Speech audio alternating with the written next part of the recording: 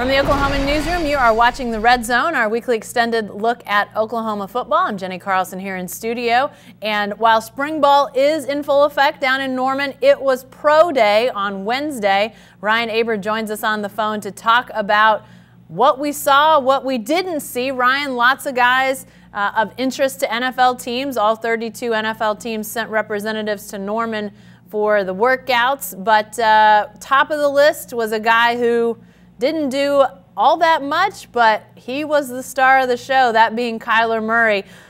It doesn't seem like Kyler did anything to hurt his chances of being a very high draft pick, threw the ball well. What did you see out of Kyler on Wednesday? Yeah, I thought Kyler Murray was really good. He wasn't it wasn't like jaw-droppingly spectacular the way that we saw back in 2010 with Sam Bradford, but it was nothing that would lead teams away from picking him with the #1 pick or a high first-round pick. I thought Kyler Murray did exactly what he needed to do, which was show that he's got a quick release. He's able to, at least in that setting, adjust to playing under center. Although there's clearly more he has to prove with that is not going to come till after he's drafted. But also the fact that he could be accurate even on really deep throws and make those deep throws. I thought he checked all the boxes in his on-field workouts on Wednesday. You know, it was interesting, Ryan, the fact that Kyler Murray did not do any of the speed or strength drills that are so much a part of the combine, these pro days. But you and I and a couple others had a chance to talk to Jim Zorn. He's the former NFL coach who's now been working with Kyler Murray, has been since Kyler made the decision to go all in on football instead of baseball. And I thought Jim was really insightful in how they've structured their work and why we didn't see Kyler do any of the physical activities at the combine, why he just threw on Wednesday at OU's Pro Day. What did you take away from that conversation about what Kyler Murray has been doing, what he's been working on, just the things that maybe behind the scenes are happening with Murray? Well, I thought it was interesting that they had done a lot of classroom work and non-on-the-field work together, although Jim Zorn said he wanted to do a whole lot more of that with Kyler Murray. As he said, it's only really been a month since Kyler made his decision and decided to go all in on football. So he's sort of a little bit behind the curve with some of these other quarterbacks that have come out that have had a lot of time to prep. I think that went along into the decision to not throw at the combine and not do everything else in Indianapolis. And I thought it was interesting that Baker Mayfield was involved in the process a little bit, sort of tangentially, to then say we're working out at the same place out in California. So I think that there's a lot of room for Kyler Murray to continue to grow. There's a lot of talk, obviously, of Charlie Casserly's comments recently. And he said, yeah, there's probably some who might have been maybe not thought that Kyler Murray was the most polished person in the world. But when you really sit down and get to know him, that the teams would be much more impressed with him. And I think that that's what we're seeing during this sort of extended interview process that he's gone through, which included a meeting with the Giants yesterday immediately after his pro day.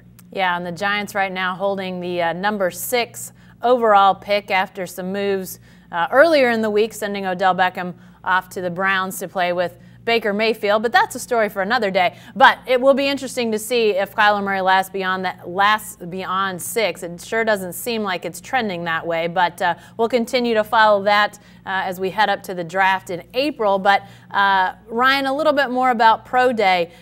There were obviously some guys that did go through more of the speed and strength drills, and maybe a guy that had the most to gain out of OU's Pro Day was Curtis Bolton, the linebacker who really came on this last year but did not get invited to the combine. How did you think Bolton did during Pro Day? Well, I thought he showed out really well to put up the kind of numbers that he did, a 4.53 40, with a 38-inch vertical, which was, I believe, the highest yesterday out of the guys who participated in the vertical, a 9.11 broad jump, and then you look at his shuttle numbers and cone numbers that were among the best yesterday. Certainly really good for a linebacker prospect. So I thought Curtis Bolton showed out really well yesterday. And because he wasn't a guy who got invited to Combine, he really needed that, and that'll set him up positively when you look at the draft next month. Yeah, it's one of those things. I'm not sure if he vaulted into one of the first 2 days with what we saw yesterday, but with all 32 teams there looking, a lot of people had to like those numbers that they saw. Bolton running faster, or as close to as fast as some of the wide receivers who were running yesterday, jumping yesterday. So impressive stuff by Bolton. Ryan, a group, you don't often talk about groups at Pro Day, but Oklahoma had a group of offensive linemen, nearly their whole offensive line from this last year, 4 guys that were going through drills and doing different things. Several of these guys off to the Combine earlier, so they didn't do the full battery of testing, but you did see some guys retest in some areas, do some different things. You know, not all these guys are going to be first-round picks, but Ryan, it sounded more and more like Cody Ford might be a guy that is a first-round pick. What's the talk right now about Ford and why he would project that high? Well, I think it's a couple things. One, his size is pretty substantial. I mean, you look at him, he looks like an NFL offensive lineman. And to be able to have the versatility that he has, to be able to play both inside and out. You know, he was forced to play outside this year at tackle, but is more projectable at guard. But just being able to show that versatility, I think, gives NFL teams a lot to think of. And he was fantastic this year. He was a consistent force on that offensive line. Of course, really all of those guys were, especially the 4 that are expected to be all be drafted this year. But Cody Ford was sort of the talk of day 2 of the Combine when you talk about the on-field workouts, and he hasn't done anything since then to dispel that. He's expected to go somewhere in the first round, and at this point I'd be sort of surprised if he did. It looks like there's a pretty good chance that Oklahoma has 3 first-rounders when we talk about the NFL draft.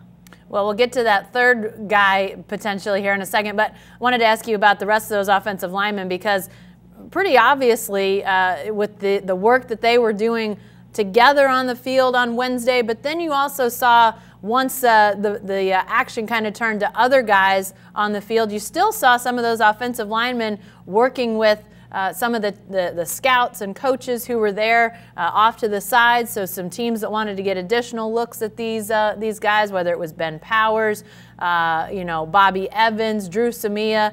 Ryan, what's the thought about where these guys could fall? Have they been ticking up? Obviously, a lot of other talent out there to be evaluated by teams, but teams are always looking for good offensive linemen. What about those other 3 guys?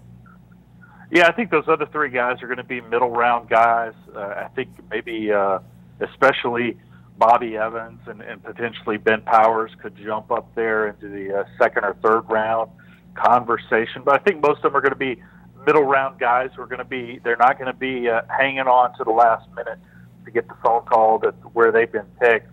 But there's a lot of depth there with this offensive line, and I think that these guys have a lot of potential to stick around in the NFL a while, as we've seen the kind of development that they've undergone while at Oklahoma. You know, I especially think of Ben Powers,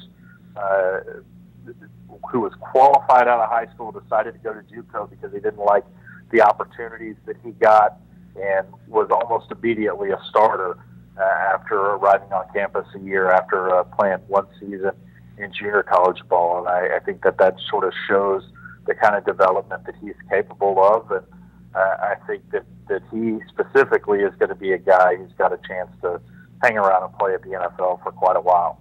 And, you know, we've talked a lot about how Lincoln Riley must be able to go out and talk to high school quarterbacks about coming in and, you know, not only having a chance to win a Heisman, but go to the NFL. I have to think Bill Bedenbaugh, the offensive line coach at Oklahoma, has got the same sort of ability out on the recruiting trail with 4 guys potentially in the first couple days of the NFL draft. So interesting to see how that may have future impact on Oklahoma. But Ryan, before we get out of here, let's hit lastly on 2 guys who did not go through workouts on Wednesday at OU's Pro Day, but are projected to be picks in this draft, and a guy that you mentioned potentially in the first round. Talk about those two guys who were present but not working out on Wednesday. Yeah, wide receiver Marquis Brown still dealing with the after effects of that foot injury he suffered in the Big 12 championship game, the Liz Frank injury that required surgery right after the season. Talked to Marquis Brown, and he said he's still really confident about his place in the draft. The teams have been comfortable with his rehab process as he comes along. He's not going to be able to do any serious on-field work until training camp, but still is confident enough to say that he's going to be at the NFL draft. I would expect him to likely still be a first-round pick because of the speed and the ability to work in traffic that he showed this year. I thought Marquis Brown showed a lot of improvement. And then running back Rodney Anderson is probably going to be a tick behind that. Not likely to be a first-round guy, but the rehab from the ACL tear he suffered against UCLA coming along really well. He said he's just starting to be able to do a little bit of light on-field work, but that the majority of that, a fully cleared tag, won't happen until on down the line after the NFL draft. But Rodney Anderson physically looks fantastic. Of course, that's never been a problem.